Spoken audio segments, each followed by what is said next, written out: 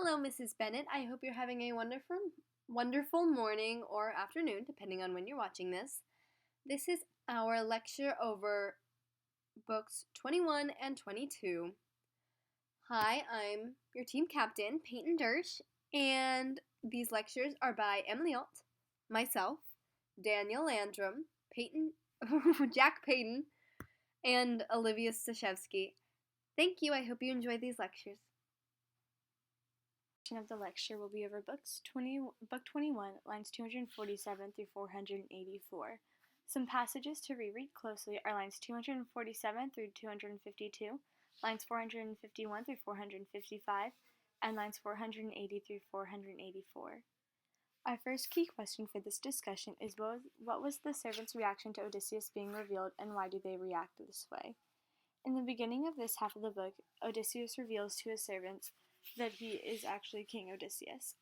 When they see this, they immediately start crying and are so overjoyed to see that their master has returned. They react this way because back in these times, it wasn't as horrible and gruesome as it's often made out to be a servant. They're so grateful that their master has returned that they're just so overjoyed with this happiness. Hello, Mrs. Bennett. This is Peyton Dersh. I hope you're having a wonderful day, and in my portion of the lecture, we will cover book 22, lines 1 through 177.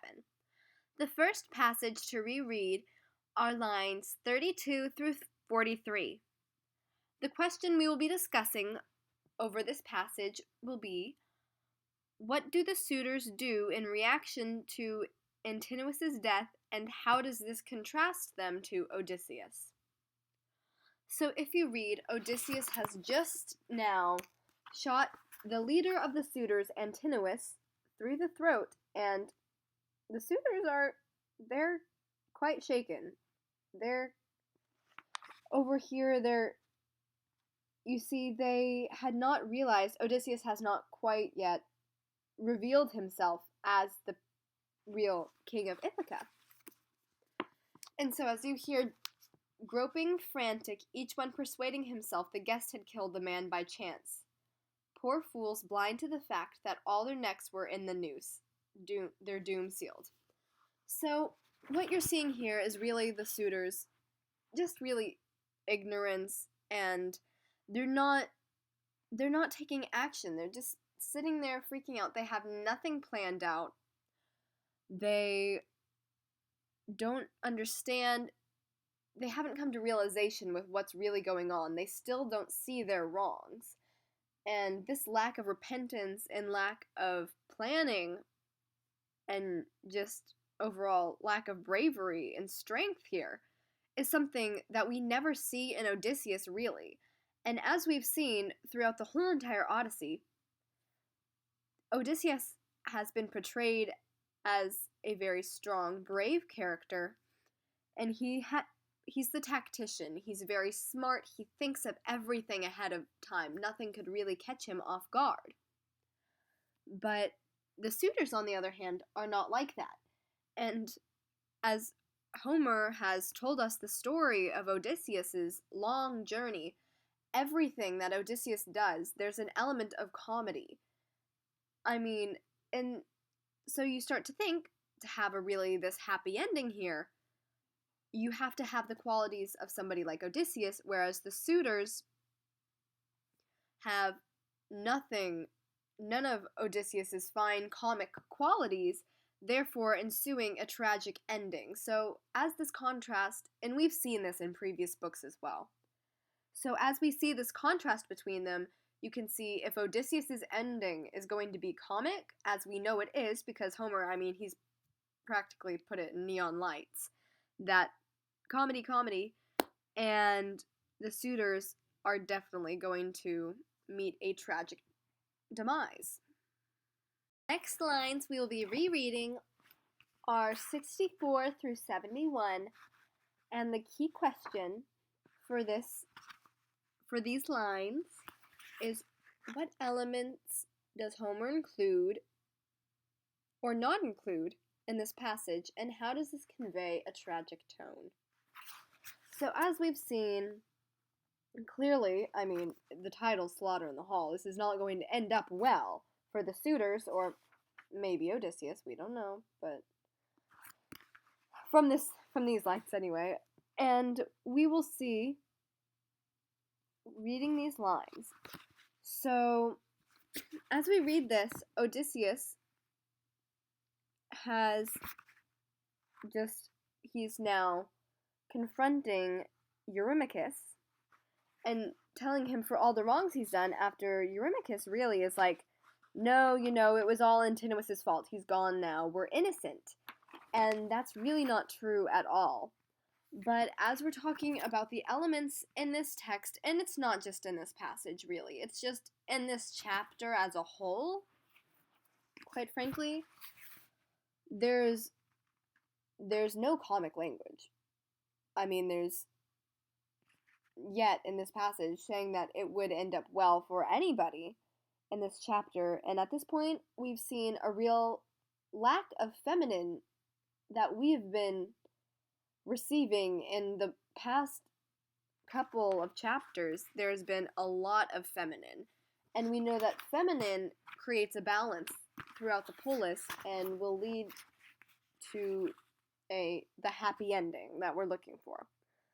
And this lack of feminine kind of reminds me of in the Iliad. This chapter, it is all about the battle, all about the blood and the gore. And we see here that these suitors are not going to end well, and this is just another little thing that's included that can contribute to the tone of this chapter. Next lines to reread are 162 through 167. The question for this passage will be, how does Telemachus react to his father's allegations against the goat herd, and what does this say about his character? So some context before we get into the lecture is there's a little passageway that is left ajar that the suitors could use to escape, and Odysseus's first thought is that one of his servants that he had informed the goat herd had conspired against him with the suitors and left this door open and had warned the suitors. And he's saying what, and it would be, so now to Telemachus, is he immediately confesses and says, it was me, I wasn't thinking. And that's really a hard thing to do, especially, I mean, in the midst of this battle. It would be a lot easier for him to just say, yeah, it probably was the goat herd, but him confessing to this mistake, this really shows a quality a lot like Odysseus, is this honesty. And honesty is kind of related to comedy in a way. And so this passage just really describes Telemachus as a moral and honest person, somebody a lot like as has many of the same qualities that we've seen Odysseus to have. And these are also very distinct qualities. And Homer sort of elevating these certain qualities through Telemachus and Odysseus, who are the heroes, show us a lot about the values of the Greek culture and what they valued here, and they're quite similar to what we value today. But that's sort of off topic here. But I just believe that this really shows Telemachus as a strong character as he's been built up to be through the years. All right, book 22. Woohoo! Lines 178 to 345. Passage number 1 will be 178 to 208, in which Melanthius is hanged, but not really hanged, alright? He's like kind of hanged, but not like the neck hanging. I don't think you hang people by their neck, like by tying them to a plank. I don't really know what they did, but whatever.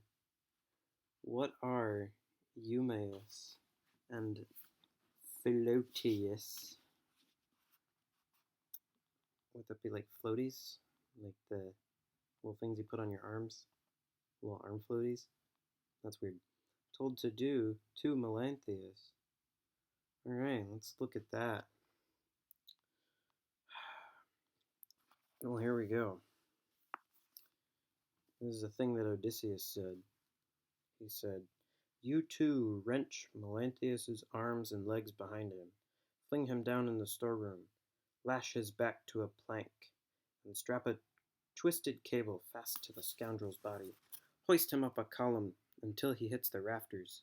Let him dangle in agony, still alive, for a good long time." So, like, they're gonna hang him from a column on a plank, and they're gonna like tie him to the thing. I would say they were gonna tie him to barbed wire, but I know that was invented like much later. I think it would be better if they tied him to barbed wire, but whatever. They're tying him to a plank and putting him on a column in the storeroom. And like Odysseus is so cruel here, right? He's like the hero, but he's so cruel. What did he do? What did Melanthius do for Odysseus to be so cruel?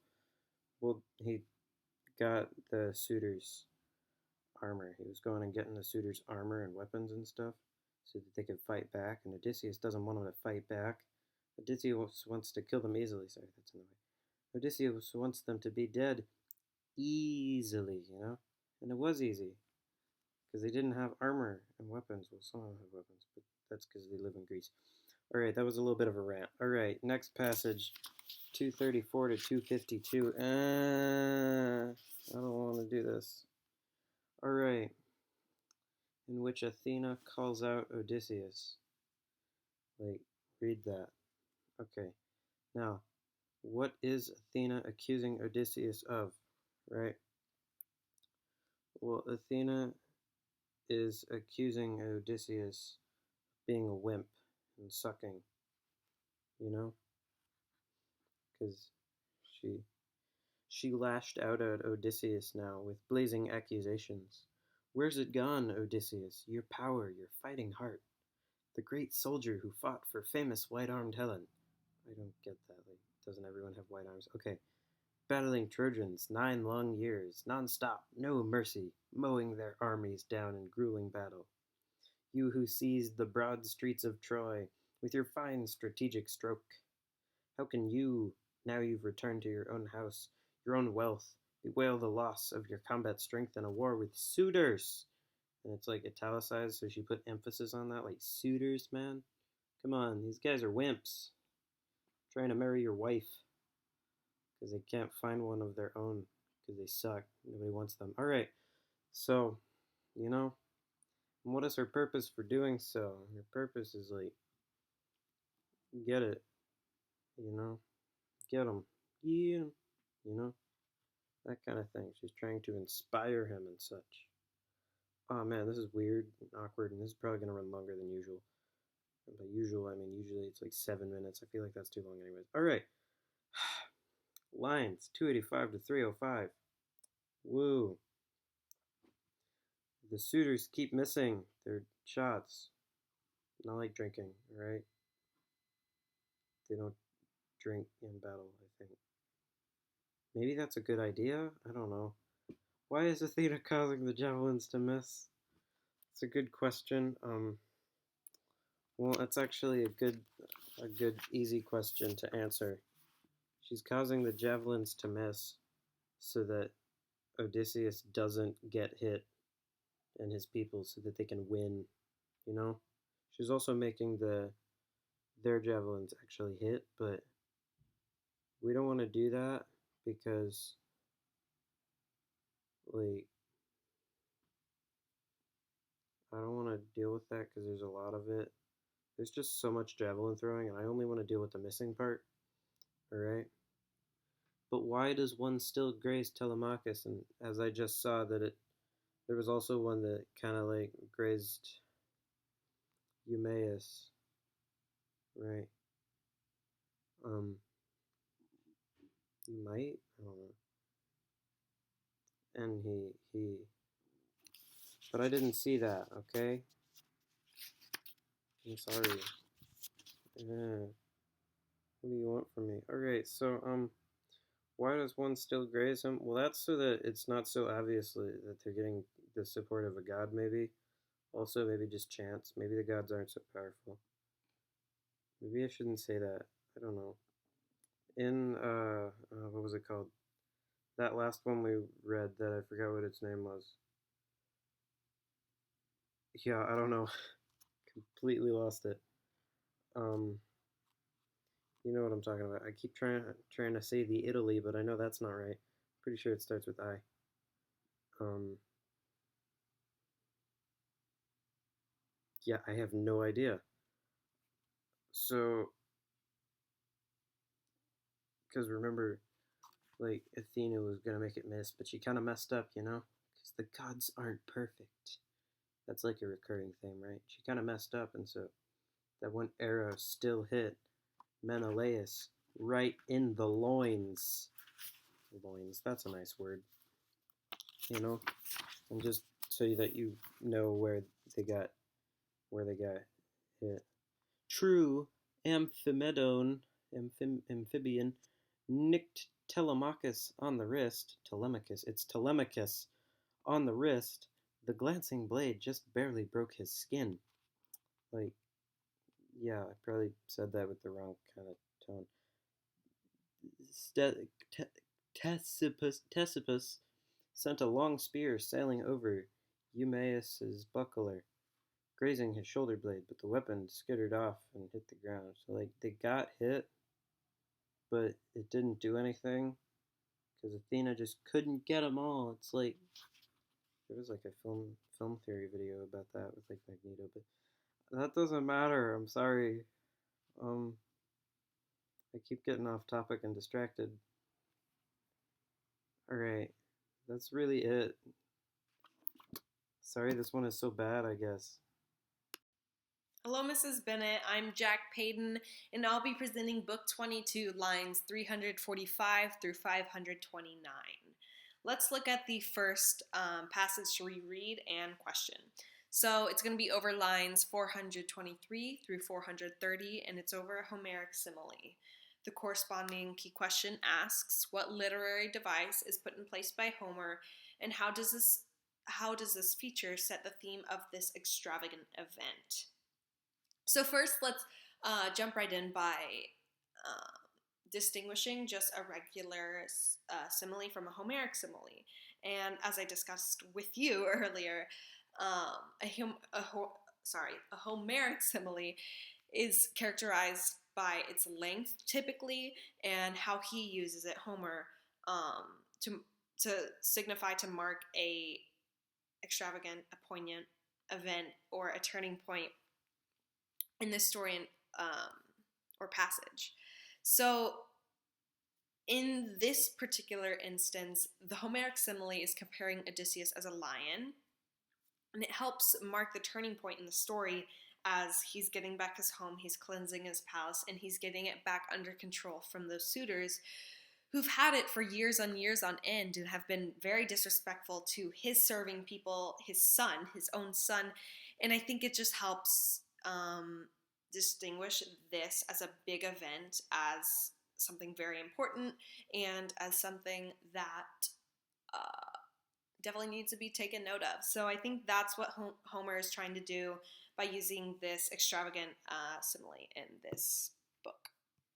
Now let's move on to the second key question. It's going to be over lines 430 through 444, and it's about the traditions of battle. The corresponding key question asks, what traditional aspect of battle is represented in these lines, and how does it express the persona of the main character, Odysseus? So, a while back, when we actually first started with the Iliad, we talked about the respect in battle, and the how almost not as if it was a crime, but it was definitely taboo that you could never shame your leader or shame your side, and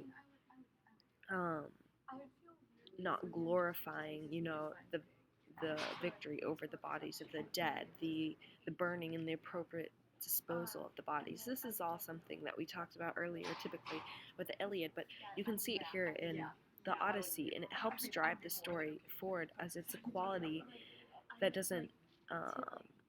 It's a quality that, typical battles are carried out in an area called the No Man's Land, but for this to be repeated here in Odysseus with his own home, in his own home, over these bodies of the women, of the quote-unquote whores, of the suitors, of these people who have taken over his palace and kept all his other serving people captive for years on end before he could come and reclaim his possession. It really shows his true persona, and what a great tactician, and how respectful and how patient he really is as a leader. And I think that's what I'm trying to get at this key question.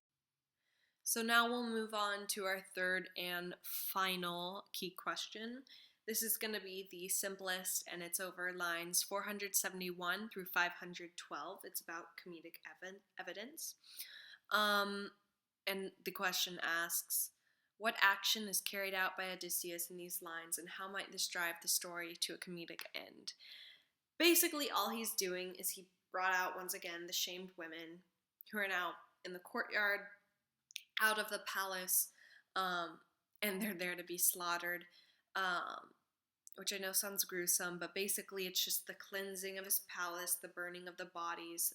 Respectfully, everything is done as it should be, and the rejoice of Odysseus by his loyal serving women, once the quote-unquote suitors' whores are out. Same with not just, of course, the women, but the suitors themselves. So it's basically just getting the palace back where it needs to be in a good state. I wouldn't say mint, but under the leadership of Odysseus. So now we'll move on to our third and final key question. This is going to be the simplest, and it's over lines 471 through 512. It's about comedic evidence. And the question asks, what action is carried out by Odysseus in these lines, and how might this drive the story to a comedic end? Basically, all he's doing is he brought out, once again, the shamed women who are now in the courtyard, out of the palace, and they're there to be slaughtered, which I know sounds gruesome, but basically it's just the cleansing of his palace, the burning of the bodies. Respectfully, everything is done as it should be, and the rejoice of Odysseus by his loyal serving women, once the quote-unquote suitors' whores are out. Same with not just, of course, the women, but the suitors themselves. So it's basically just getting the palace back where it needs to be in a good state. I wouldn't say mint, but under the leadership of Odysseus.